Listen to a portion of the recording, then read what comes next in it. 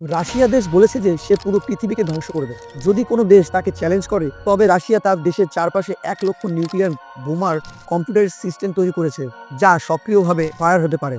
এমনকি পুতিন এবং বাকি অফিসাররা মারা গেলেও, ধরা যাক কোনো দেশ রাশিয়ার ওপর নিউক্লিয়ার বোমা ফেলেছে এবং রাশিয়ার সব অফিসিয়াল লোক আর পুতিন আর্মি বা সব মারা গেছে, তাহলে কি এখানে গল্প শেষ হয়ে যাবে? না, তখন রাশিয়ার সেই সিস্টেম সামনে আসবে যাকে ডেড হ্যান্ড সিস্টেম বলা হয়।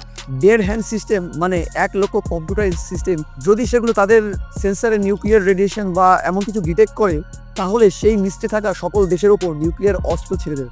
লিস্টে সব শত্রুদের দেশই আছে, যেমন আমেরিকা। এটি ফায়ার করার জন্য কোনো মানুষের দরকার হয় না, সবই নিজে নিজে হয়ে যায়। ডেড হ্যান্ড সিস্টেম যখন অন হয়, প্রথমে সেটি রাশিয়ার প্রেসিডেন্ট অফিসে একটি সিগন্যাল পাঠায়। যদি কোনো রেসপন্স না আসে, তাহলে সেটি বুঝে যায় যে সবকিছু শেষ হয়ে গেছে, সক্রিয়ভাবে পুরো পৃথিবীকে ধ্বংস করে দেবে এটি। তবে রাশিয়ার শত্রু দেশের লিস্টে ভারত নেই, তাই এদিকে কোনো সক্রিয়ভাবে কোনো বোমা টোমা আসবে না। এদিক থেকে ভারত সেফ। ভালো লাগলে লাইক অ্যান্ড সাবস্ক্রাইব।